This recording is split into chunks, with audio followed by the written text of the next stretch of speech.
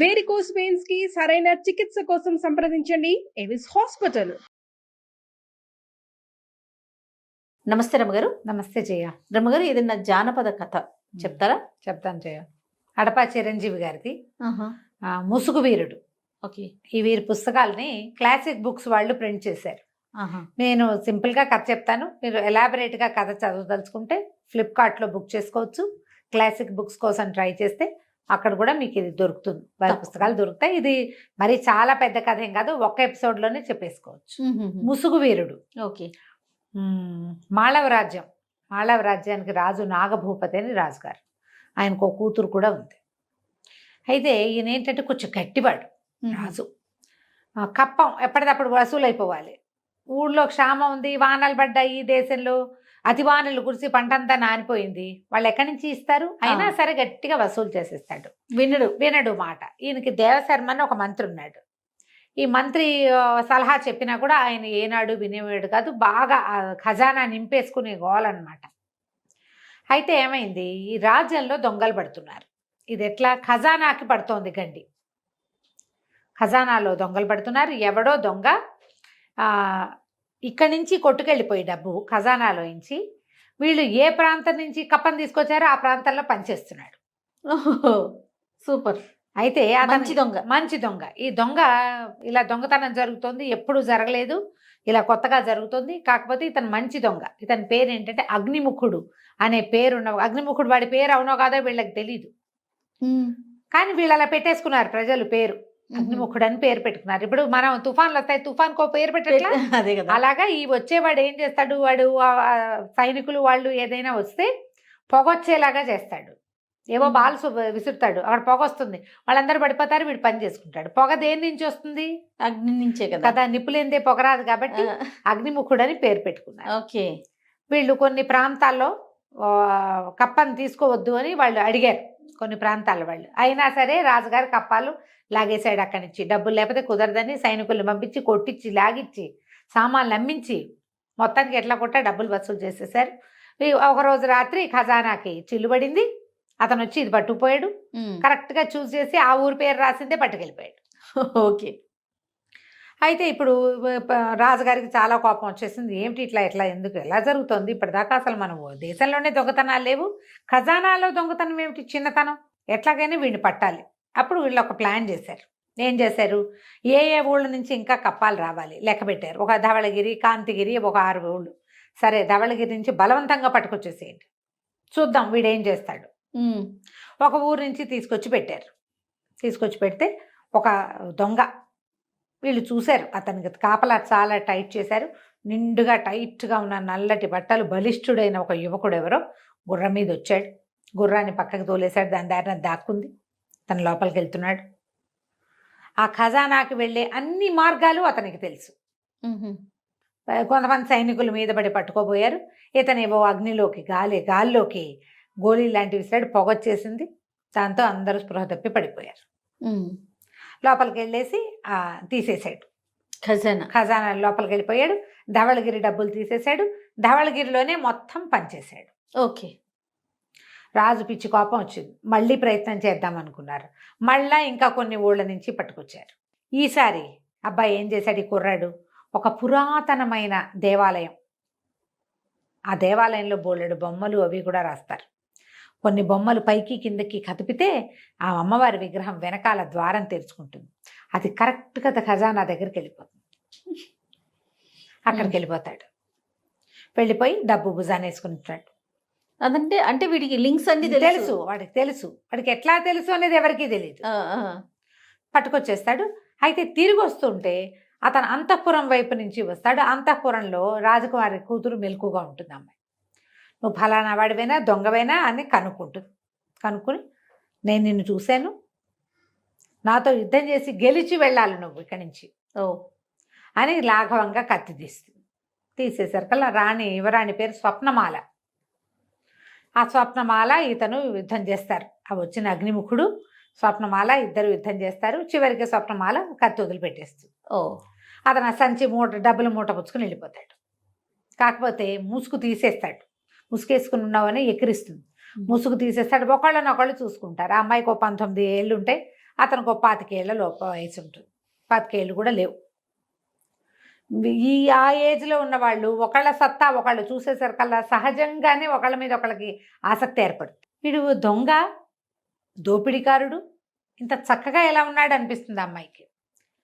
ఈ అమ్మాయి ఇంత నాజుగ్గా ఉంది, చక్కగా నాజుగ్గా తెల్లగా పింగాణి బొమ్మలే ఉన్న అమ్మాయి ఎంత లాఘవంగా ఇంత బదులైన వాడిని కూడా ఓడించడానికి ప్రయత్నం చేస్తుంది.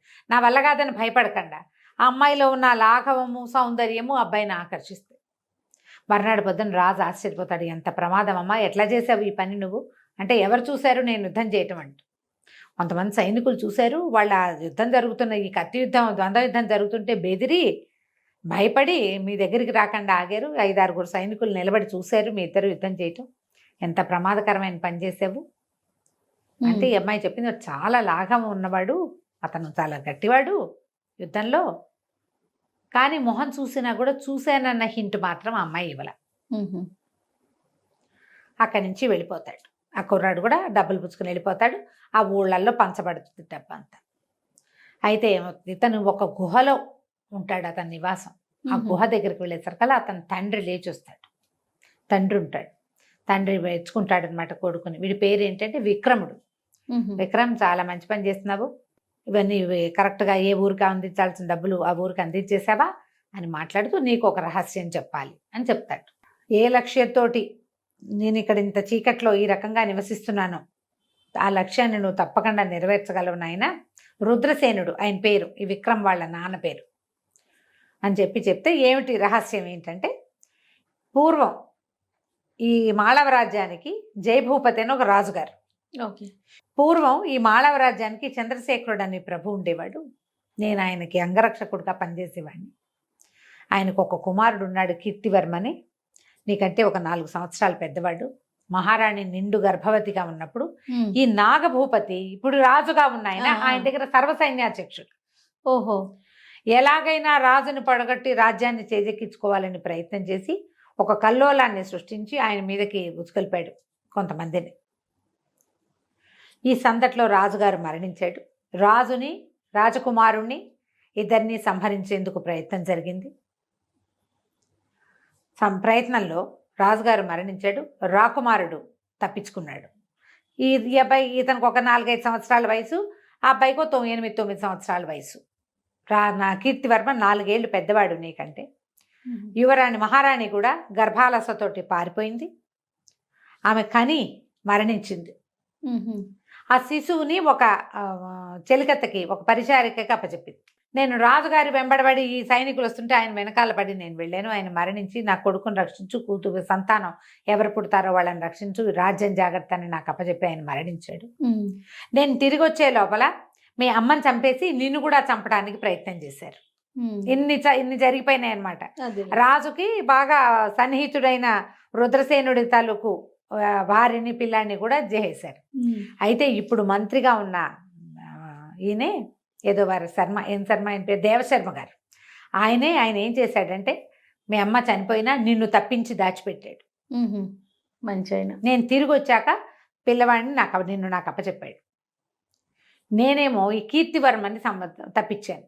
ఈ తప్పించిన కీర్తివర్మని రత్నాల వ్యాపారి, నాకు పురాతన స్నేహితుడైన ఒక ఆయన దగ్గర పిల్లవాడిని అప్పచెప్పారు. రాస విద్యలు నేర్చుకుంటూ ఆయన దగ్గర పెరుగుతున్నాడు, ఆయన దగ్గరే ఉన్నాడు. అయితే కుర్రాడు అడిగాడు, యువరాణి మరి మహారాణి ప్రసవించింది కదా, ఏం శిశువు కలిగిందంటే ఆడ శిశువే కలిగింది. మరి అమ్మాయి ఎక్కడుంది అన్నాడు. ఎక్కడో ఉంది, అది రహస్యం, ఇప్పుడు నేను నీకు చెప్పను అన్నాడు. శిశువు ఉంది, నీకు చెప్పను, కీర్తివర్మని మాత్రం మనం కలుద్దాం. అక్కడి నుంచి కొద్ది రోజులకి ఇలాగే హడావిడిగా నడుస్తూనే ఉంది. వాళ్ళు కప్పాలు వసూలు చేస్తున్నారు. ఈ అబ్బాయి ఏమో వెళ్ళి వాటి పట్టుకొచ్చేస్తున్నాడు. ఏ రకంగా అయినా సరే తప్పించేసుకుంటాడు. దొరకడు. వాడికి వచ్చిన విద్యలు అన్నీ అదేదో మంత్ర విద్య వచ్చు, కనపడినట్టే కనపడతాడు, మాయమైపోతాడు. ఓకే. ఇలాగే చెప్పుకుంటున్నారు. సరే, కీర్తివర్మ, వజ్రాల వ్యాపారి ఈయన స్నేహితుడు, తర్వాత రుద్రసేనుడు, విక్రముడు నలుగురు కలిసి కూర్చుని మాట్లాడుకుని మన రాజ్యాన్ని మనం వెనక్కి తీసుకోవటం ఎట్లా. కీర్తిసేనుడు అన్నాడు, నేను ఎప్పుడే నాగభూపతిని సంహరిస్తానంటే అదంత సులువు కాదు. నిదానంగా ఇప్పుడు మన ఎంతమంది ఉన్నారు ప్రజల్లో, మన వైపు ఎంతమంది ఉన్నారు. పాత రాజు మీద ఆకాంక్ష ఉన్నవాళ్ళు, యువరాజు బతికే ఉన్నాడా లేడా అని దిగులు పడేవాళ్ళు చాలా అంతే, ఉంటారు ఆ. ఖచ్చితంగా. ఉంటారు. ఉంటారు పాత రాజుకి ఆంతరంగికులు ఉంటారు, విశ్వాసపాత్రులు ఉంటారు, నమ్మకస్తులు ఉంటారు బొళ్ళత మంది. వీళ్ళలో ఇప్పుడు ఈ ఉన్న సైన్యంలో తర్వాత ఉన్న అధికారుల్లో మన వాళ్ళు ఎంతమందో ఒకళ్ళతో మాట్లాడుకుని వాళ్ళందరినీ మెల్లిగా మన వైపు తిప్పుకుంటే అప్పుడు తక్కువ సైన్యంతో మనం నాగభూపతిని జయించవచ్చు. ఓ. అయితే ఇప్పుడు సరే మాట్లాడుకున్న తర్వాత ఎవరి దారిని వాళ్ళు డిస్పర్స్ అయిపోతారు. ఈ విక్రముడు, ఈ అగ్నిముఖుడు పేరున్న విక్రముడు అప్పుడప్పుడు అంతఃపురంలోకి వెళ్ళొస్తూనే ఉన్నాడు యువరాణి కోసం. వీళ్ళిద్దరు కలుసుకోవడం, కబుర్లు చెప్పుకోవడం వచ్చేసింది బాగా. అయితే ఒక గూఢచారి ఒకడు చూసి యువరాణి ఈ అబ్బాయి కలుసుకుంటున్నారు అనే సంగతి రాజుకు అప్పచెప్పేశారు. ఆ. రాజుకు అప్పచెప్పి యువరాణి కోసం వచ్చినప్పుడే ఏదైనా గట్టిగా పట్టేసుకుందాం అనుకున్నారు, పట్టుకోవాలనుకున్నారు. వీళ్ళ ప్లాన్ కూడా దానికి తగినట్టుగానే ఉంది. సరే కొద్ది రోజులు గడిచేసరి కల్లా ఒకనాటి రాత్రి యువరాణిని కలవడానికి ఇతను వస్తే అంతఃపురం 4 పక్కల బంధించేసి ఏ పక్క నుంచి పోతుటే కూడా బయటికి వెళ్ళనివ్వకుండా చేసేసి పట్టేసి రాజ్యసభకి తీసుకొచ్చారు. ఓ. రాజ్యసభకి తీసుకొస్తే సరే సభలో నుంచోబెట్టారు. మరణశిక్ష వేస్తానంటాడు అతను. రాజు. తల్లి బతిమలాడుతుంది కూతురు, నేను ప్రేమిస్తున్నాను ఇతన్ని, దొంగతనం చేశాడు కానీ సొంతానికి వాడుకోలేదు, ఎక్కడికక్కడ పంచిపెట్టాడు, నువ్వే ఎందుకు ఆ పని చేయలేదు, ప్రజలకు ఇబ్బందులు, నువ్వెందుకు కప్ప వదిలిపెట్టలా, అదంతా రాజకీయం, నువ్వు మాట్లాడద్దంటాడు తండ్రి. రాజకీయం పనికి ఒక పద్ధతి ఉంటుంది, మా పద్ధతి ప్రకారం మేము చేస్తానికి నువ్వు చెప్పొద్దంటాడు. ఈ పిల్ల బతిమలాడుకుంటుంది, తల్లిని తెగ బతిమలాడినా తల్లి ఏమీ చెప్పలేకపోతుంది. మరణశిక్ష ఖరారు. సరే మరణశిక్ష వేస్తామన్నారు. అన్నాక ఇతని మధ్యలో నుంచోబెట్టేసరికల్లా ఒక రకమైన టెన్స్ డెవలప్ అయింది. ఈ అగ్నిముఖుడి మీద రాజకుమార్తెతోటి కలుస్తున్నాడు, చేస్తున్నాడు అనేది ఒక చెడ్డ పేరుంది.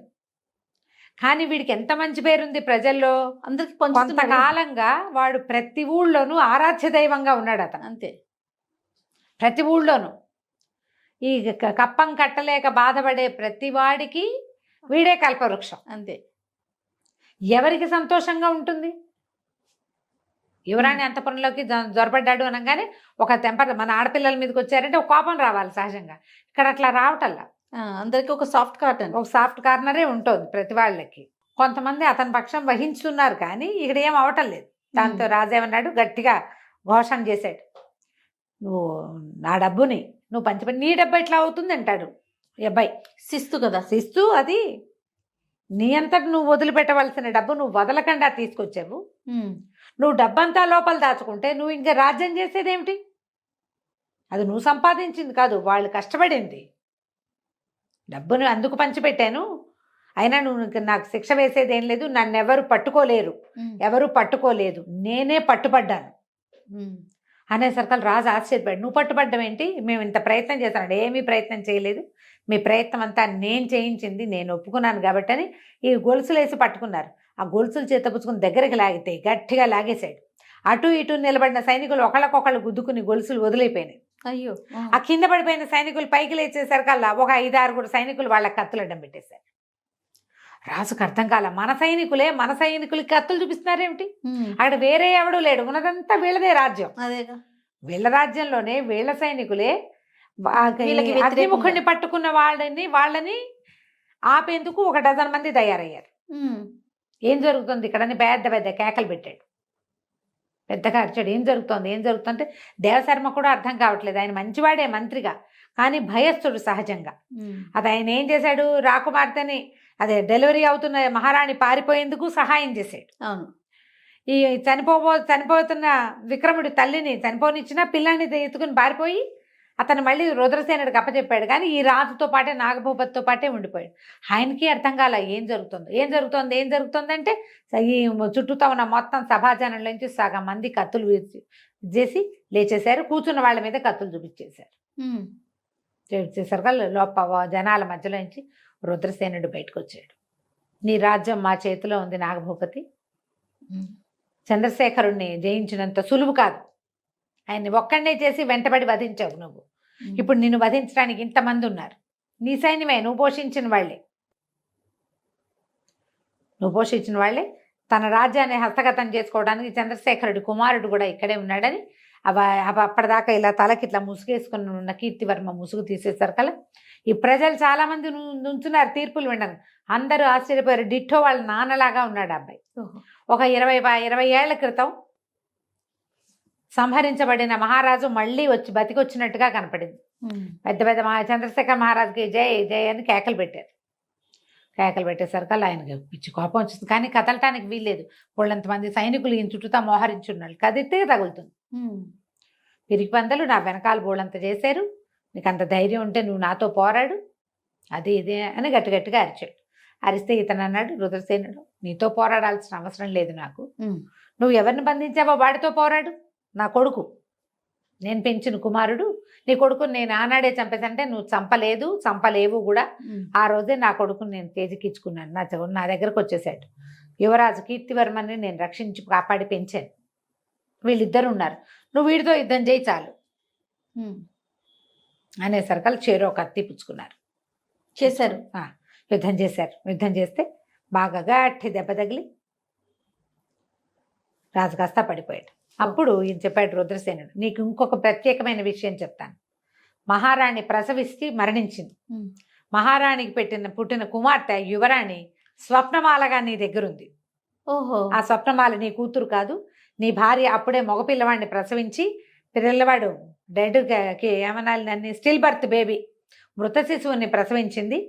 ఈ ప్రసవం చేసిన మంత్రసాని నా స్నేహితుడి భార్య. మృత శిశువుని పాతిపెట్టి మహారాణి కన్నా స్వప్నమాలని నీ దగ్గరికి చేర్చాం. ఇన్నాళ్ళు నువ్వు ఎవరిని సంహరించావో అతని కూతుర్ని పెంచావు.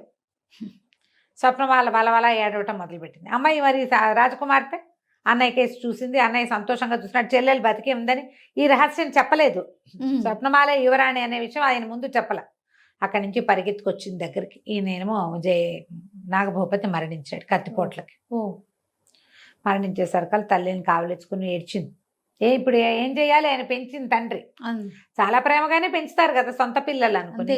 ప్రజలందరూ జయ జయధ్వానాలు చేశారు. ఈ నాగభూపతికి అంత్యక్రియలు చేసి తర్వాత ఈ ఎవరైతే వజ్రాల వ్యాపారి కీర్తివర్మని పెంచాడో ఆయన కూతుర్ని పెళ్లి చేసుకున్నాడు కీర్తివర్మ. రాజ్యానికి రాజు అయ్యాడు. సర్వసైన్యాధ్యక్షుడు ఈ అగ్నిముఖుడు అని పేరున్న విక్రముణ్ణి సైన్యాధ్యక్షుడిని చేసి యువరాణిని అతనికి ఇచ్చి వివాహం చేశారు.